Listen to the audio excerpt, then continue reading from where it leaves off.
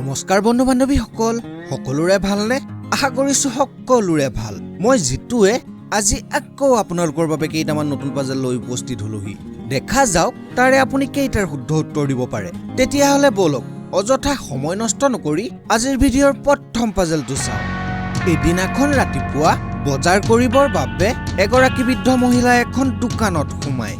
বজাৰ কৰি হোৱাত বৃদ্ধ মহিলাগৰাকীয়ে দোকানখনৰ পৰা ওলাই আহি ৰাস্তাত ভৰি দিছিলহে তেনেতে দ্ৰুতগতিত অহা এখন গাড়ীয়ে বৃদ্ধ মহিলাগৰাকীক খুন্দিয়াই থৈ যায়।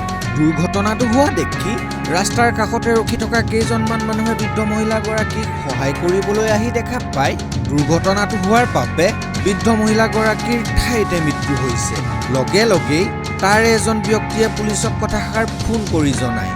অলপ সময়ৰ পাছত পুলিচ অফিচাৰ আহি ঘটনাস্থলীত পোৱাত বৃদ্ধ মহিলাগৰাকীৰ মৃতদেহটো ভালদৰে চাই আৰু এই দুৰ্ঘটনাটো কেনেকৈনো হৈছে সোধ-পোছ কৰিবলৈ ধৰে।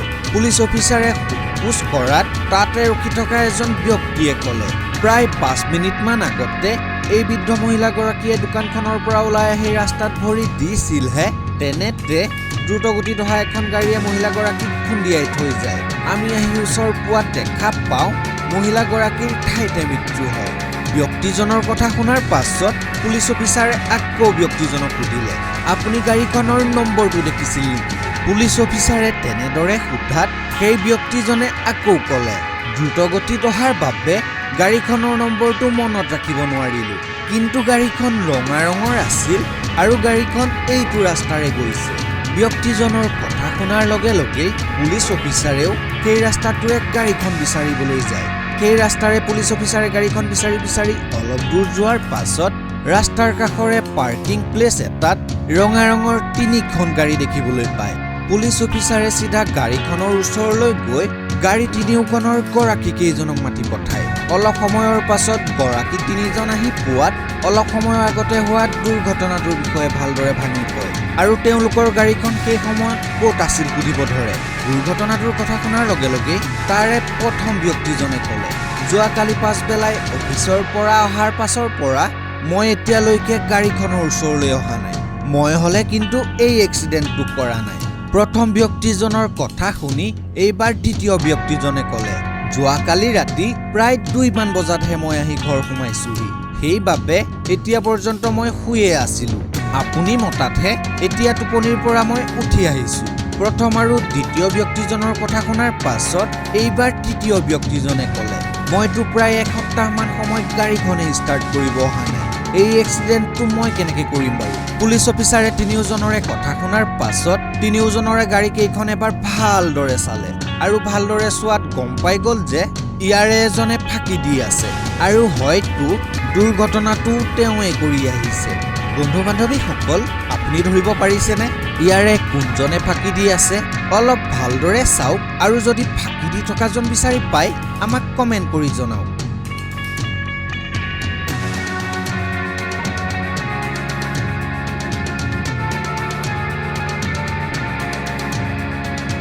বন্ধু বান্ধৱীসকল, আপুনি যদি গাড়ীকেইখন অলপ ভালদৰে মন দি চাই তেতিয়া গম পাব দ্বিতীয় গাড়ীখনৰ আগফালে থকা ইঞ্জিনটোৰ পৰা এতিয়াও ধোঁৱা ওলাই আছে।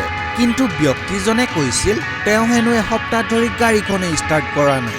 যদিহে এসপ্তাহ ধৰি গাড়ীখন ষ্টাৰ্ট কৰা নাই, গাড়ীখনৰ ইঞ্জিনৰ পৰা কেনেকৈ ধোঁৱা ওলাব বাৰু? তাৰ অৰ্থ ব্যক্তিজনে এইমাত্ৰ এক্সিডেণ্টটো কৰি আনি গাড়ীখন ইয়াত ৰখাইছে আৰু ফাঁকি দি আছে। পিছে আপুনি ধৰিব পাৰিছিলনে কোনজনে ফাঁকি দি আছিল? যদিহে পাৰিছিল ভিডিঅ'টোত এটা কমেণ্ট কৰি জনাই দিয়ক যে ময়ো ধৰিব পাৰিছিলোঁ। বাৰু বলক এতিয়া পাছৰ পাজলটো চাওঁ। বন্ধু বান্ধৱীসকল, ইয়াত উৰি থকা এৰোপ্লেন কেইখন ভালদৰে চাই ক'ব পাৰিবনে ইয়াত কোনখন এৰোপ্লেন বাকী কেইখনতকৈ বেলেগ? অলপ ভালদৰে চাওক আৰু অমিলটো বিচাৰি পালে আমাক কমেণ্ট কৰি জনাওক।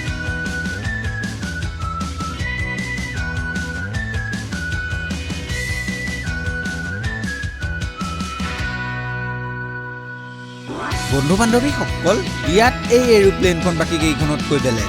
আপুনি যদি এই অমিলটো ধৰিব পাৰিছিল আপোনাৰ দৃষ্টিশক্তি সঁচাই বহুত ভাল। যদিহে পাৰিছিল ভিডিঅ'টোত এটা লাইক কৰি জনাই দিয়ক যে ময়ো ধৰিব পাৰিছিলোঁ। বাৰু বলক পাছৰ পাজলটো চাওঁ।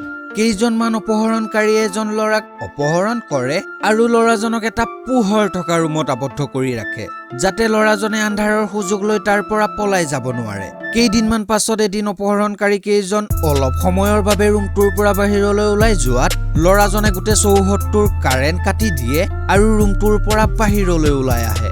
ল'ৰাজন বাহিৰলৈ আহি দেখা পায় তাৰ পৰা পলোৱাৰ 3টা ৰাস্তা আছে। প্ৰথম ৰাস্তাটোত এজন ব্যক্তিয়ে এটা বন্দুক লৈ ৰখি আছে যাৰ বিৰাট ভাল নজৰ। ল'ৰাজন যদি সেই ৰাস্তাৰে যায় ব্যক্তিজনে লগে লগে ল'ৰাজনক গুলিয়াই মাৰি পেলাব। দ্বিতীয় ৰাস্তাটোত এটা ভোকাতুৰ বাঘ আছে যিফালেৰে গ'লে বাঘটোৱে লগে লগে ল'ৰাজনক মাৰি খাই পেলাব। তৃতীয় ৰাস্তাটোত এখন তাঁৰৰ জাল আছে য'ত 11,000 ভল্টৰ কাৰেণ্ট দিয়া আছে। যিফালে পাৰ হ'ব খুজিলে লগে লগে ল'ৰাজন পুৰি ছাই হৈ যাব। এতিয়া প্ৰশ্ন হ'ল ল'ৰাজন ইয়াৰ পৰা কোনটো ৰাস্তাৰে গ'লে তাৰ পৰা সুকলমে বাচি ওলাব পাৰিব? অলপ ভালদৰে চাওক আৰু আপোনাৰ উত্তৰটো আমাক কমেণ্ট কৰি জনাওক।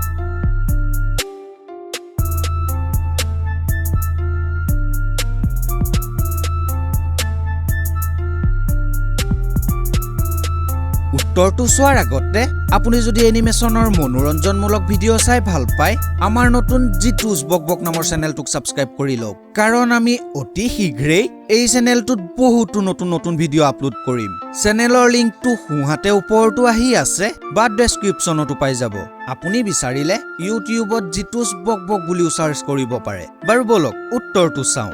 বন্ধু বান্ধৱীসকল, আপুনি যদি পাজলটো ভালদৰে মন কৰিছে তেতিয়া গম পাব ল'ৰাজনে সুযোগ পোৱাত গোটেই চৌহদৰ কাৰেণ্টে কাটি দিছিল আৰু ৰুমটোৰ পৰা পলাই আহিছিল, যাৰ অৰ্থ তাৰ থকা ৰাস্তাটোত 11,000 ভল্টেজৰ কাৰেণ্টটো দিয়া আছে কিন্তু এই মুহূৰ্তত কাৰেণ্ট নাই। সেইবাবেই ল'ৰাজনে তৃতীয় ৰাস্তাটো মানে তাঁৰৰ বেৰ থকা ৰাস্তাটো দি গ'লে বাচি আহিব পাৰিব। পিছে আপুনিও ধৰিব পাৰিছিল নে? যদিহে পাৰিছিল আমাক কমেণ্ট কৰি জনাব। বাৰু বলক এতিয়া আপোনালোকৰ বাবে থকা পাজলটো চাওঁ। বন্ধু বান্ধৱীসকল, ইয়াত আপোনালোকে এটা ৰুমৰ ছবি এখন দেখিবলৈ পাইছে। এতিয়া গোটেই ৰুমটো ভালদৰে চাই ক'ব পাৰিবনে ইয়াত কি ভুল আছে?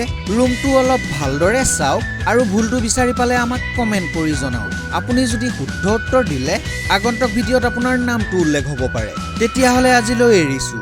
অতি শীঘ্ৰেই লগ পাম এটা নতুন সাধু বা পাজলৰ ভিডিঅ' লৈ।